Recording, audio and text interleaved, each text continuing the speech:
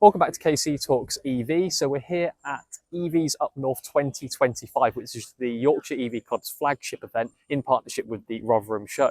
So we've actually got an amazing turnout this year, definitely a lot more compared to 2024.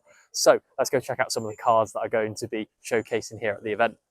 Unfortunately, as you can hear from my voice, I've actually had to voice over a considerable portion of this part of the video, but hopefully it doesn't end up too bad. So as you can see, we've had some really good turnout. In fact, actually, we've had some wonderful new clubs as well join us. So we've had Sussex EVs, which was kindly led by Rob Voles. And as you can see here, he's brought his Citroen e-Berlingo, I think Space Tourer, I believe. Over here, we've got Eric, who's part of our admin team at the Yorkshire EV Club, and the one thing he tends to do at our meets is demonstrate vehicle to load with his nice little cooker, which normally he's cooking his world famous salmon with. We've also got our Yorkshire EV Club stand where the general members of the public like to ask us plenty of questions, but we've also got some wonderful glass trophies as well as our wonderful rosettes that Paul gives out. As mentioned previously, we've had a lot of great turnout from other clubs. So this is actually Warren Phillips's Hyundai Ioniq 5N, which was kindly lent to him by Tate's Cars, and he brought it up as part of EVA, or the Electric Vehicle Association England. Carrying on, we've actually got a BYD Seal. Now, I have actually reviewed this as part of the channel, and I absolutely loved it. And the new owner of this one has also stated that he absolutely loves this one as well. So you might want to go check that out. We've also had our second YouTuber here at EVs Up North, Rob from RS Sphinx. In fact, actually, he's brought his VW ID7, which he absolutely loves to bits. And to be fair, I would love to test one on the channel as well. Make sure you go check out RS Sphinx. I've left the link in the description. Over here, we've also got another Kia e-Niro, but this one has been more set up for camping. So as you can see, we have a tent box on top, and because of vehicle to load, we can also power quite high powered electronics. So we can power things like kettles or grills or air fryers, which again is really exciting to see. Now, one vehicle that I think is absolutely stole the show is this one here. It is the Naxion, or Naxion, I think. And this one is the top spec model as well. I was speaking to the owner a minute ago, 110-mile range, Type 2 charging, and this one actually can be ridden on a CBT if you've got a full car license. So this is effectively 125cc equivalent. Absolutely love it. So one thing to mention actually about EVs Up North 2025 is the absolute breadth of cars that we've actually had. The fact is that, you know, when we first started, I think we had probably about 15 cars, I believe. This time around, we have, I think it was 29 or 30 vehicles, and these are completely different vehicles. We are now talking about brand new vehicles on the market. We're talking about vehicles that have stayed for example, in the used market for 2 or 3 years. Owners are now purchasing vehicles used, and so much so, we've actually had to take on from this section over here into this section over here. So we've got a Nissan Leaf over here.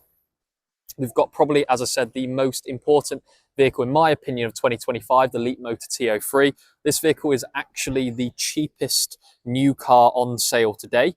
Now, the list price, I think, is $15,995, but actually, when you then take into account the discount that Leapmotor are doing, which they call a Leap grant, which is supposed to mimic the government grant, this is now £14,495. And that is actually cheaper than a base model petrol Dacia Sandero. So that's really impressive. And there is a lot of availability if you do want one. It's really good. Now, this vehicle over here is something that I've been looking at more recently. And the major reason why is because actually side by side we have the vehicle which it's supposed to replace. So over here we've got a Mark II MG ZS EV, which I have reviewed on the channel. I also believe that I have reviewed it actually in this color as well, and I do absolutely love it. But the vehicle it's supposed to replace is this one over here, which is the MG S5.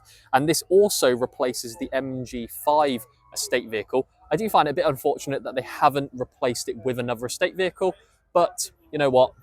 I think I can just about live with it. This is Warren. I don't know whether you've talked to him or anything like that. He's from EVA England, and he represents basically the whole of us as EV owners in England. He talks to the government bigwigs like MPs and that, and tells them what we think. So we've had a little vote today, and you've all been asked in which, like, what you think, not your own car, but what you think is the best EV here.